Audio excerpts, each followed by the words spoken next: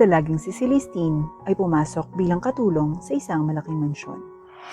Pumasok siya dito dahil kailangan niyang kumita ng pera para sa kanyang ina na may sakit. Ulila na siya sa kanyang ama dahil yumaon na ito noong 4 na taong gulang pa lang siya. Magkokolehiyo na sana siya, ngunit napagdesisyon na niya na magtrabaho na lang para kumita ng pera para sa gamot ng kanyang ina. Ito na lang ang nag-iisang pamilya niya kung kaya't hindi niya kakayanin kung mawawala pa ito sa kanya. Naiwan ito sa probinsya kasama ng tiyuhin niya. Nagpapadala na lang siya ng pera sa mga ito kapag sumusweldo siya. Strikto ang mga amo natin, kaya kailangan sumunod agad kayo sa mga utos nila. Kahit anong ipag-utos nila sa inyo, kailangan niyong itong sundin. At kapag oras ng trabaho, trabaho lang ang gagawin. Bawal kumain o magpahinga. May oras kayo para gawin yon. Ayaw ni na sir ng tatamad-tamad. Kailangan laging malinis ang mansyon. Dapat walang makikitang alikabok sa anumang sulok ng mansyon. Kada buwan ang sweldo nyo at may bonus tayo tuwing Pasko. Naiintindihan nyo ba?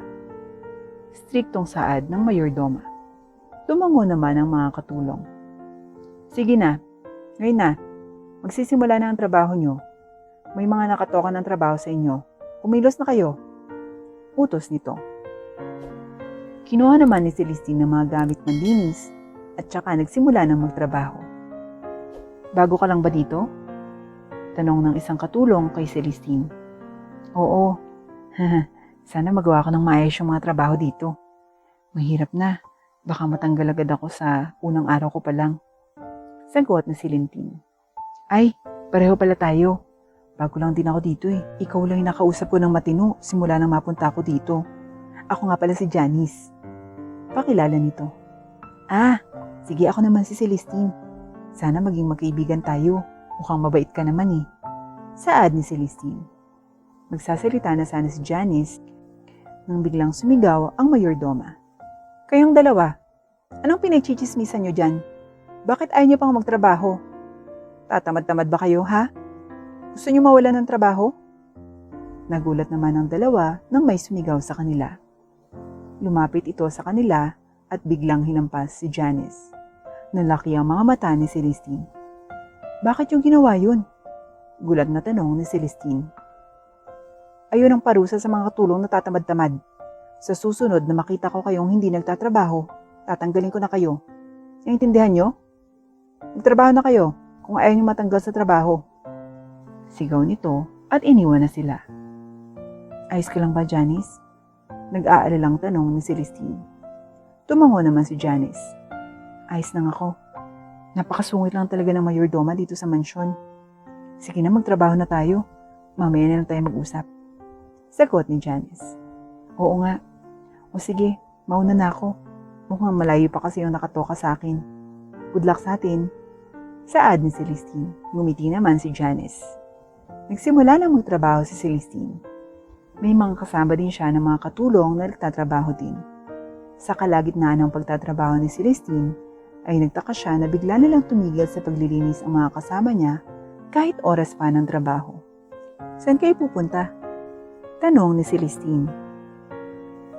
Wala kang pake. Maglinis ka lang dito, masyado kang pakialamera. Masungit na saad nito at inirapan siya. Kumunot naman ang noo ni Celestine. Hindi pa tapos yung trabaho nyo. Hindi nyo pwedeng basta na lang iwan ang trabaho nyo. Saad ni Celestine. Tinaasa naman siya nito ng kilay. Pwede ba? Huwag kang mangialam dito. Gusto mo ba ng gulo?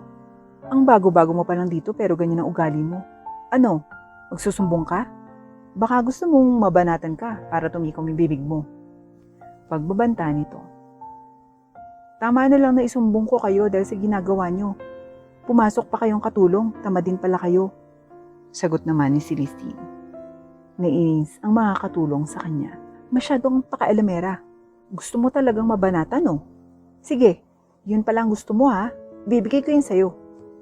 Galit na sigaw nito at sinabunutan si Celestine.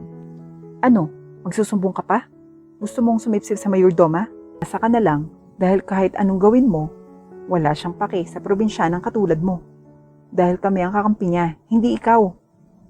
Galit na sigaw nito at inginudngod pa ang mukha niya sa sahig na tila ba isa siyang basahan. Pinalibutan siya ng mga katulong at pinagtulungan siya. Sinabunutan at pinagtatadyakan siya ng mga ito. Pumutok pa ang labi niya dahil sa pagmudgod sa kanya ng mga ito. Sinusubukang lumaban ni Celestine, ngunit talo siya dahil marami ang mga ito at mag-isa lang siya. Itiko mo na yung bibig mo. Kunti, hindi lang yan ang mangyayari sa'yo. Pagbabanta ng mga ito kay Celestine. Gulong-gulo ang buhok ni Celestine at napakarumi na rin ang suot niya ang uniforme. Anong kaguluhan ito? Napatingin naman ng lahat nang dumating ang mayordoma. Tumungo ang lahat ng katulong. Wala naman po. Tinuturuan lamang namin ng leksyon ang bagong katulong na ito. Mukhang hindi niya kasi alam ang lugar niya dito sa mansyon. Pagsisinungaling ng mga katulong. Oo nga po, kabago-bago pa lang niya dito, nagugulo na agad siya. Ma'am, kailangan turuan ng leksyon ng babaeng yan. Saad ng isa pa. Tumayo naman si Celestine at ipinagtanggol ang sarili. Sinungaling kayong lahat. Ma'am, pinagsasabihan ko lang naman sila na huwag silang umalis dahil hindi pa tapos ang oras ng trabaho nila. Pero nagalit sila sa akin at sinaktan ako. Pinagbantaan pa po nila ako at pinagtulungan. Saad ni Celestine. Huwag kang maniwala sa kanya, ma'am. Siya yung sinungaling. Saad ng ibang katulong. Manahimik kayong dalawa. Ikaw. Saad nito at itinuro si Celestine. Sumunod ka sa akin. Kayo naman, tapusin niyo ang mga trabaho niyo. Sigaw nito. Tumango naman ang mga katulong. Tumingin ang mga ito kay Celestine at sinamaan siya ng tingin. Sumunod naman si Celestine sa mayordoma. Ikaw, ang bago mo palang dito, pero nagugulo ka na agad. Ang laki pa naman ng expectations ko sa'yo dahil mukha kang matino, pero mukhang mali ako. Dahil dyan, madadagdagan ng trabaho mo. Ikaw na ang maglilinis ng kwadra ng mga baboy at kabayo. At kapag may inutos ang mga amo natin, sundin mo agad. Ayoko nang tatamad-tamad. Sige na, kumilos ka na. Utos nito. Ipagtatanggol sana ni Celestine ang sarili, pero hindi niya nagawa dahil umalis ka agad dito. Wala nang nagawa si Celestine kundi sundin ang mga utos nito. Naparusahan siya kahit wala naman siyang kasalanan. Habang naglilinis siya ng kwadra ay biglang dumating ang anak ng amo niya. Ikaw, may iutos ako sa iyo. Bilisan mo. Utos nito. Tumango naman si Celestine at agad na sumunod dito. Linisin mo yung kwarto ko. Gusto ko malinis. Ayokong makakita ng kahit anong alikabok. Utos nito sa kanya. Agad namang sinunod ni Celestine ang utos nito. Nilinis niya ang kwarto nito at siniguradong walang makikitang kahit anong alikabok. Hanggang sa hindi inaasahan, pagkaangat niya ng lamesa ay biglang nahulog ang nakapatong na vase nito. Hindi nasalo ni Celestine ito kahit nabasag ito sa sahig. Galit naman ang amo niya sa kanya. Inutil ka, puwisit. Ang tanga-tanga mo. Simpleng utos lang. Tatanga-tanga ka pa. Paano gagawin natin dyan? Anong ipambabayad mo dyan? Mas mahal pa yun sa buhay mo. Galit na sigaw nito. Pasensya na po ma'am, hindi ko po talaga sinasadya. Saad ni Celestine. Anong hindi sinasadya? Ang sabihin mo, tanga ka. Inutil. Galit na sigaw nito. Kumuha pa ito ng sinturon at pinaghahampas iyon kay Celestine. Walang magawa si Celestine, kundi tanggapin ang bawat paghataw sa kanya ng sinturon. Tumatama pa ang bakal ng sinturon sa balat niya, dahilan para magkapasa siya. Sorry po ma'am, tama na po. Please, tawa na po. Pagmamakaawa ni Celestine dahil nasasaktan na siya. Ayan ang hirap sa inyong mga hampas lupa. Hindi niyo magawa ng maayos yung mga utos sa inyo. Mga wala kayong kwenta. Galit na sigaw nito. Nang mapagod, ay tinigilan nito si Celestine. Umalis ka na sa harapan ko. Agad namang nanakbo palayo si Celestine. Nang makalayo, ay naluha na lamang siya. Unang linggo pa lang niya pero puro pang mamaltrato na agad ang tinatanggap niya. Inalala na lamang niya ang kanyang ina. Ang kanyang ina na lamang ang dahilan kung bakit siya nabubuhay. Ito na lang ang pinagkakapitan niya ng lakas. Kaya kahit anong hirap ay titiisin niya para sa kanyang ina. Pagkatapos ng trabaho, ay pumunta na si Celestine sa kwarto niya. Niyakap niya ang litrato ng kanyang ina at ama. Ito ang huling litrato ng kanyang mga magulang na magkasama. Kaya't pinakaiingatan niya ito. Hindi niya mapigilang maluha dahil namimiss niya ang kanyang ina. Gusto niya na itong makasama. Pero hindi pa pwede dahil kailangan pa niyang magtrabaho. Kailangan nating magtiis. Mas maayos na ito kaysa mamatay tayo sa gutom sa probinsya. Kaya mo to, Celestine, para kay nanay. Kinausap ni Celestine ang sarili. At ipinangako niya sa sarili na magsusumikap siya upang yumaman at magtagumpay sa buhay. Para hindi na sila maghihirap pa ng nanay niya. Lumipas ang mga araw, tiniis ni Celestine ang mga pagmamaltrato ng amo niya at ng iba pang mga katulong. Kung minsan, ay pinagtutulungan siya ng mga ito. Andiyan na naman ang inutil na sipsip. Napakakupad, tapos tamad pa. Walang kwenta. Bakit pa andito pa yan? Nararapat lang ang hampas lupang yan sa basurahan. Pang-iinsulto ng kapwa niya katulong. Hindi na lang yun pinapansin ni Celestine. Dahil sa pagmamaltrato at sa mga insultong natatanggap niya sa mga ito, lalo siyang naging determinado na magsumikap. Isang araw, habang naglilinis ng kwarto si Celestine, ay may nakita siyang litrato. May mukhang pamilyar sa litrato, kaya't siniyasat niya ito. Isa itong family photo. Nasa harapan ng mag-asawa at nasa likod ang dalawang anak na lalaki na mukhang magkapatid. Sa wari ni Celestine, ang dalawang binata sa likod ay isa sa mga may-ari ng mansyon.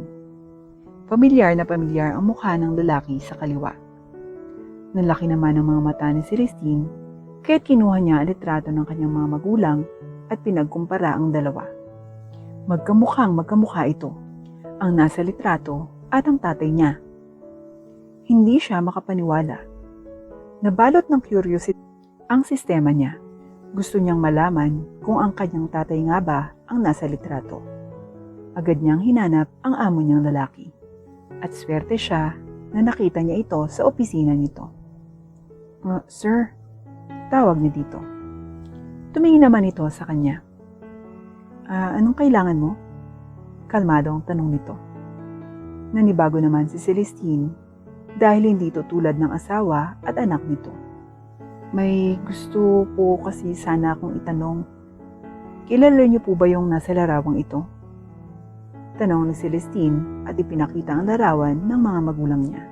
Nanlaki naman ang mga mata ng amo niya. Saan mo nakuha ang larawang yan? Tanong nito. Galing po yan sa mga magulang ko. Yan po ang huling larawan nila na magkasama. Sagot ni Celestine. Magulang? Anong pangalan ng tatay mo? Tanong muli nito. Andre Giovanni. Sagot ni Celestine. Bigla namang naluha ang amo niya. Nagulat naman si Celestine sa biglang pag-iyak nito. Sir, ano pong problema? Bakit po kayo umiiyak? Tanong ni Celestine. Ang lalaki sa larawan niya ang kapatid ko. Nasaan na siya? Nasaan ang kapatid ko? Lumuluhang tanong nito. Napatungo si Celestine habang sumasagot. Wala na po siya. Nagkasakit po siya at nawala na siya noong 4 na taong gulang pa lang ako. Lalong naluha ang amo ni Celestine. Kung ganun, ikaw pala ang nawawala kong pamangkin. Nakakalungkot naman. Ang akala ko, makikita ko na ulit ang kapatid ko. Pero mukhang nahuli na ako. Saad nito. Pwede ko po bang malaman kung anong nangyari? Bakit hindi namin alam na may kamag-anak pa po kami? Akala ko, wala na kaming kilalang kamag-anak. Tanong ni Celestine. Siguro, itinago sa'yo ng mga magulang mo ang totoo. Naiintindihan ko naman. Dahil simula pa lang, ay tutol na ang mga magulang namin sa relasyon ng mga magulang mo. Saad nito. At noon lamang nalaman ni Celestine ang mga nangyari. Dahil tutol ang mayamang magulang sa ina ni Celestine, napilitang magtanan ang dalawa. Wala nang naging balita ang mayamang pamilya sa dalawa at hindi alam ng mga ito kung saan sila nagpunta. Kaya't laking sorpresa ng kapatid ng ama niya na siya pala ang nawawalang pamangkin nito. Kahit pa nalulungkot ito na yumaon na ang kapatid niya, tinanggap si Celestine ang kanyang tito at kinupkop. Nang malaman nito na may sakit ang kanyang ina, ay agad itong ipinagamot at ito na rin ang sumagot sa mga gastusin ng kanyang ina. Pinaluwas din ng kanyang tito ang kanyang ina para magkasama na sila sa Maynila. Sobrang nagbago ang buhay ni Celestine nang makilala ang kanyang tito. Pinatira silang mag-ina nito sa mansyon at pinag-aral siya ng kolehiyo. Ipinakilala din sila nito sa mga katulong at sa pamilya nito. Hindi naman makapaniwala ang mga katulong at laking pagsisisi nila dahil minaltrato at minaliit nila si Celestine. Hindi nila akalain na pamangkin pala ito ng may-ari ng mansyon. Samantalang, hindi matanggap ng asawa at anak ng tito niya silang mag-ina. Tuloy pa rin ang pagmamaltrato ng mga ito sa kanya. Kesyo hindi raw siya nababagay sa mansyon at mas nababagay na umalis na sila doon. Isang araw, nagulat ang lahat sa isang nakabibiglang pangyayari. Nalaman ng lahat na ang pinsan niya ay hindi pala tunay na anak ng tito niya at anak ito ng asawa ng tito niya sa ibang lalaki at ginagamit lang at pineperahan nito ang tito niya. Napagdesisyonan ng tito niya na palayasin ang dalawa at mula noon ay naging payapa ang buhay nilang mag-ina. Naging masaya ang buhay ni Celestine kasama ang tito niya at ang kanyang ina. Mula nung araw na yun, ang tito niya ang nagsilbing ama niya at napakasaya niya. Nagsumikap si Celestine at nag-aral ng mabuti at ngayon ay isa na siyang ganap na doktor na akala niya'y hanggang pangarap lamang.